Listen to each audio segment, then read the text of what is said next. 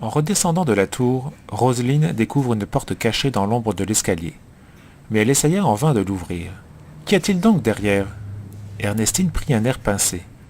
Mademoiselle est bien curieuse, mais je n'en sais rien. Monsieur seul entre dans cette pièce, et c'est lui qui en garde la clé. Mon Dieu, quelle précaution! De quoi peut-il avoir peur? Et Roselyne se mit à rire. Jusqu'à présent, elle ne voyait que le côté drôle de l'étrange aventure. Mais son rire se coupa net. Monsieur et madame Verriot pénétraient dans le vestibule. Ils s'arrêtèrent, stupéfaits, en apercevant leurs pupilles. Ils étaient toujours un peu gros, mais leurs visages ronds où nageait un nez minuscule perdirent soudain leur expression de joie béate. Comment? Vous? Ici? Oh, je suis désolé de vous déranger. La pension Jeanne d'Arc est licenciée à cause d'une épidémie de rougeole. Il fallait aller chez madame Roisin. C'est ce que j'ai fait, mais je ne pouvais tout de même pas m'installer chez elle pour un mois. Un mois? Gémirent en chœur les deux époux.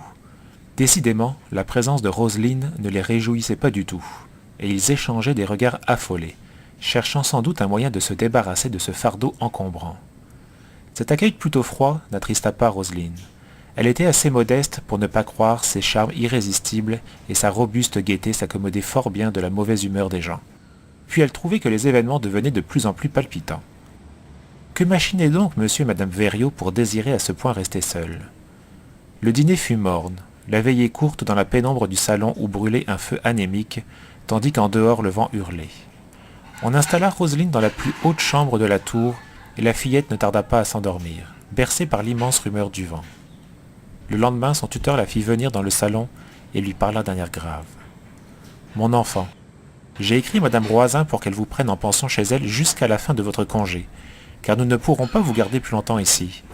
Le froid excessif, la solitude de cette gorge, l'atmosphère de cette maison, tout enfin nuirait à votre santé. »« Oh !» protesta Roselyne avec suavité, « je me porte très bien. » Elle n'osait regarder son tuteur tant elle avait envie de rire, et elle contemplait la tapisserie qui, sous un souffle léger, se balançait doucement en face d'elle.